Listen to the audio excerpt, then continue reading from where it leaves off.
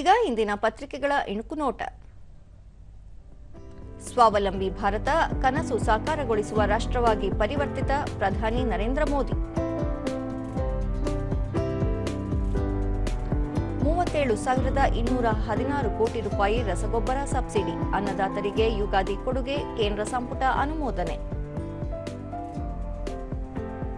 ಇಂದು ಬೆಳಗ್ಗೆ 11ಕ್ಕೆ BBMP budget, ಆಯವ್ಯಯದಲ್ಲಿ ರಸ್ತೆ ಅಭಿವೃದ್ಧಿಗೆ ಆದ್ಯತೆ, ಆಯುಕ್ತ ತುಷಾರ್. ಥಾಯ್ಲೆಂಡ್ ಮಯನ್ಮಾರ್ನಲ್ಲಿ ರಣಭೀಕರ ದುರಂತ, ಭೂಕಂಪನಕ್ಕೆ 150 ಬಲಿ, 7.7 ತೀವ್ರತೆ ಕಂಪನ, ಭಾರತದಲ್ಲೂ ಕೆಲವೆಡೆ ಕಂಪಿಸಿದ ಧರೆ.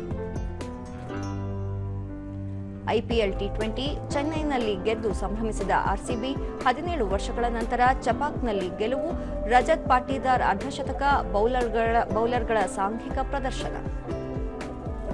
ಇವು ಇಂದಿನ ಪತ್ರಿಕೆಗಳ ಪ್ರಮುಖ ಸುದ್ದಿ. ಉಳಿದಂತೆ ಬಗರ್ ಹುಕುಂ ಮಸಡ್ಡೆ ಸಲ್ಲದು, ಜಮೀನು ಮಂಜೂರಾತಿಗೆ 6 ತಿಂಗಳ ಗಡುವು.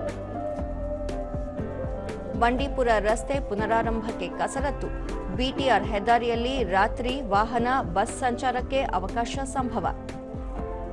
ಗಡಿನಾಡ ಕನ್ನಡಿಗರ ಸಮಸ್ಯೆಗೆ ನೋಡಲ್ ಅಧಿಕಾರಿಗಳ ನೇಮಕ, ಹೊರನಾಡ ಕನ್ನಡಿಗ ವಿದ್ಯಾರ್ಥಿಗಳಿಗೆ ವಸತಿ ಶಾಲೆಯಲ್ಲಿ ಅವಕಾಶ.